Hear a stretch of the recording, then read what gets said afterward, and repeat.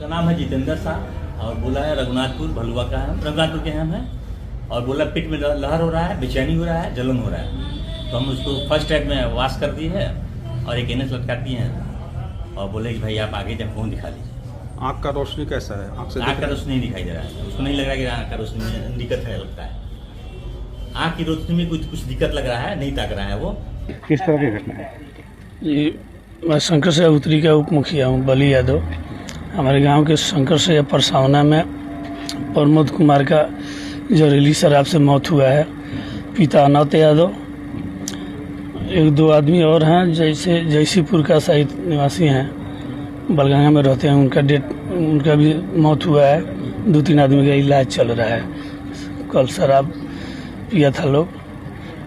कुल कितने लोग इसमें बीमार पड़े हैं शराब से? 5-7 आदमी है, अभी इलाज चल रहा है। मौत कितने लोग की? अभी तक तो मालूम है कि 2 आदमी का। एक बैगन हो गया भोरवा में उठला से ऐसे। का भेल उनका तबियत कैसे खराब है? तबियत रात खैलन पीलन सुत इतना सुराय से मुंह में लगैलन आ बस ओकरा बाद लगा के बस सुत रहलन से उन्हीं सुतले। अपने के बने उनका पत्नी बने जी। तो शराब की का पहले से काफी लोग तो कहता कि शराब पिए। अच्छा तो माने हम भगवान जाना सब हमें कोई ना नहीं है कि सफी ना करो उसमें तो कुछ हो जाएगा वो बात ना माने बात मानतन तो माने खिसियाए लगियन बोलला पर माने के बोले जाए खिसियाए लगा तो सवेरे पर अबेर हो गया तो हम जगाए गए उठ न नहा वहाँ 6 बजे ड्यूटी ना बोलल तो हम करे जे तो कब जाइए तो फिर गए तो कहलन जे मैं देख न केंगे तो हो गए बा तो हम कहनी का है तो देख न केंगे तो मैं आज हो गए तो कहनी ठीक बात से फस नहीं खेल केंगे तो मैं आज हो सवेरे माने। यही बात बोलते बोलते नीतीश कुमार बिहार छोड़कर जा रहे हैं। विजय सिन्हा का, चिराग पासवान का और कई नेताओं का बयान आपने सुना होगा, मुझे सुनाएंगे नहीं। लेकिन मोतिहारी पूर्वी चंपारण के रघुनाथपुर थाना और बालगंगा गांव में जो यह घटना घटी है, इसका जिम्मेवार ये गैर इरादतन हत्या का जो एक एफआईआर दर्ज होता है, केस दर्ज होता है, ये किसके ऊपर दर्ज होना चाहिए? कौन जिम्मेवार है? इसकी जिम्मेवारी कौन लेगा? मानते हैं सरकार की तरफ से 4 लाख रुपया मुआवजा दिया जाएगा जिनकी मौत हो चुकी है उनके परिवारों को, लेकिन क्या इससे उस परिवार का पूरा जीवन यापन सुखी संपन्न पूर्वक चलेगा? सवाल ये है। शराबबंदी कानून गलत नहीं है, अगर इसको ईमानदारी से लागू किया जाए तो गलत नहीं है, लेकिन सवाल यह है कि क्या स्थिति है और क्यों नहीं इसको देखना चाहते हैं।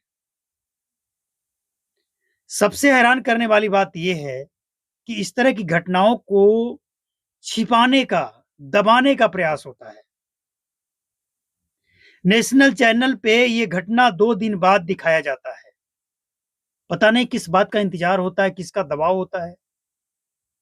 सोशल मीडिया नहीं होता तो लोगों को पता भी नहीं चलता कि 2 दिन पहले मोतिहारी के रघुनाथपुर थाना अंतर्गत जो बालगंगा गांव है, उस गांव में लगभग 30 से 40 लोग प्रभावित हुए हैं। हालांकि हमें लगता है कि और ये आंकड़ा ज्यादा हो सकता है और मरने वालों की संख्या बताई जा रही है 5-6। असंभव है, छिपाया जा रहा है, दबाया जा रहा है। 1 दर्जन लोग इससे तत्काल प्रभावित हुए हैं, जिनकी आंख की रोशनी गई है, मौत हुई है। लेकिन फिर भी सरकार को देखिए, सरकार में बैठे लोगों को देखिए, क्या कह रहे हैं। मतलब इलाज जो कर रहे हैं ना, वो रोग का नहीं कर रहे हैं, रोगी का कर रहे हैं। जैसे एग्जाम्पल, सर में दर्द है और ये दर्द का कारण बुखार है, एग्जाम्पल दे रहे हैं, तो सर दर्द का दवाई दे दिए, माथा सुन्न हो गया, दर्द का पता नहीं चल रहा है, अंदर ही अंदर बुखार है, उसका इलाज नहीं हुआ है।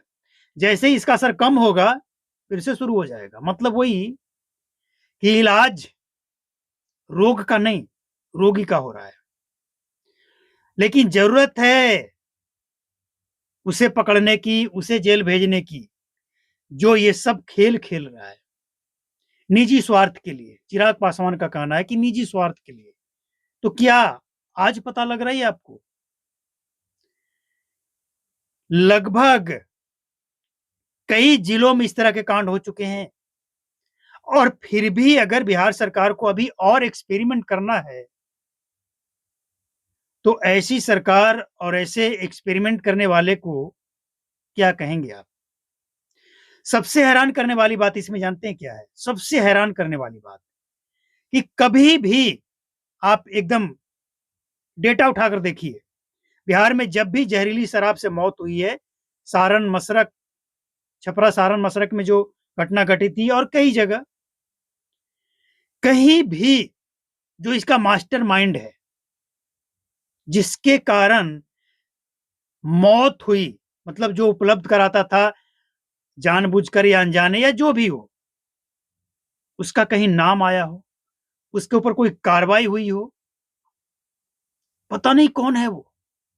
जांच हो रहा है, पता नहीं कब जांच होगा, कब पता चलेगा सरकार को ये जो जहरीली शराब से 30-40 लोग प्रभावित हुए हैं, इसको बनाने वाला, लाने वाला, बेचने वाला कौन था और कैसे बिक रहा था। ये रघुनाथपुर थाना में जो थाना इंचार्ज हैं और ये बाल गंगा गांव के जो चौकीदार हैं, दफादार चौकीदार जो भी बोला जाता है, क्या इन लोगों को पता नहीं था कि क्या हो रहा है और कैसे हो रहा है, या फिर कमीशन का खेल चल रहा था? जरा जांच कीजिए, इनकी संपत्ति को देखिए। चौकीदार तो बदली नहीं होता है, चौकीदार की संपत्ति भी थोड़ा देख लीजिए, क्योंकि आज बिहार में अगर आप थाना में जाएंगे तो थाना का गाड़ी चलाने वाला ड्राइवर से लेकर सफाई कर्मी, चौकीदार और वहां जितने भी स्टाफ हैं, सब अपने आप को नीतीश कुमार समझता है, बिहार का गृह मंत्री समझता है। डीजीपी और थाना इंचार्ज नहीं, डीजीपी और थाना इंचार्ज तो बहुत नीचे हैं, अपने आप को गृह मंत्री। वो जो कह दिए उसको मानिए, नहीं तो आपके ऊपर शराबबंदी का केस लदेगा, चले जाएंगे अंदर, ये धमकी तक दिया जाता है। तो ये सब चल क्या रहा है? मोतिहारी में ये जो मौत हुई है, किसके नाम पे ये एफआईआर दर्ज होनी चाहिए? अज्ञात? या कोई जिम्मेवारी लेगा? थाना इंचार्ज, चौकीदार, डीएम, एसपी, कौन जिम्मेवार, कौन लेगा? किसी को लेना पड़ेगा, ऐसे नहीं चलेगा, क्योंकि 10 साल पार कर गया। अब तक तो हम 10 साल कह रहे थे, अब 10 साल प्लस, और फिर भी एक्सपेरिमेंट नहीं।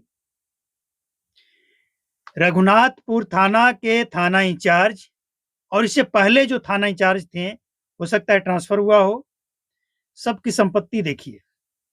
ये खेल कैसे चल रहा था, कौन बेचता था, कौन लाता था, कौन बनाता था, कैसे बनाता था, और आगे इतना ही खत्म नहीं हो गया मामला, आगे क्या प्लान है इन लोगों का? कितने बार जेल गया है, क्या कितने लोगों पे एफआईआर पहले से दर्ज है या नहीं है, सब कुछ मैनेज हो रहा था? ये बहुत बड़ा आरोप नहीं है, ये समझिए कि एक तमाचा है। ये जो मोतिहारी जहरीली शराब कांड, अगर आप इसको कहें तो कोई गलत नहीं होगा। मोतिहारी जहरीली शराब कांड सिस्टम, सरकार, प्रशासन, सबके मुंह पे एक तमाचा है ये। और हम तो ये कहेंगे, कानून कोई गलत नहीं है, लेकिन अगर उसका उपयोग गलत होता है और उपयोग करने में नेता और अधिकारी और पुलिस वाले गलत उपयोग करवाने में लगे हैं, कमीशन खाने में लगे हैं, तो फिर ये संभव नहीं है कि 10 साल क्या 10-100 साल भी आप इसको लागू रखें तो संभव नहीं है कि ये सफल हो जाएगा, क्योंकि इलाज जो आप कर रहे हैं वो रोगी का कर रहे हैं, रोग का नहीं कर रहे हैं। और जब तक आप रोग का इलाज नहीं करेंगे कि आखिर ये रोग का जड़ कहाँ है, तब तक संभव नहीं है बिहार में कि शराबबंदी पे सफलता मिलेगी। लेकिन अब तक जो हुआ सो हुआ, अब क्या करना चाहिए? सबसे बड़ा सवाल। चलिए, नो बकवास, 100 बात की एक बात। अब आगे क्या करना चाहिए? समीक्षा, कठोर कानून, ऐसे पुलिस वाले पे कार्रवाई और जबरदस्त समीक्षा साइंटिफिक तरीके से। और ये साइंटिफिक तरीका ही बिहार में शराब और ड्रग्स कैसे भूल सकते हैं आप? ड्रग्स का जो कारवा पीछे से आ रहा है, बिहार को घेर रहा है, इसको कैसे भूल जाएंगे? तो सरकार को एकदम बिना कोई समय गवाए, और हम तो जनता से ही अपील करते हैं, सरकार से कोई फायदा नहीं है करके, शायद नीतीश कुमार के बाद कोई फायदा हो जाए, लेकिन हम जनता से ही अपील करते हैं कि जहरीली और नकली शराब पीने से ज्यादा कीमती और जरूरी आपका जीवन है। कम से कम आप अपने लिए नहीं तो अपने परिवार के लिए सोचिए। आप सोचिए ना, अगर घर में मजदूर एक कमाने वाला है और उसकी मौत हो जाए तो पूरा परिवार टूट जाता है, बिखर जाता है। और ये बात लोग क्यों नहीं समझते हैं?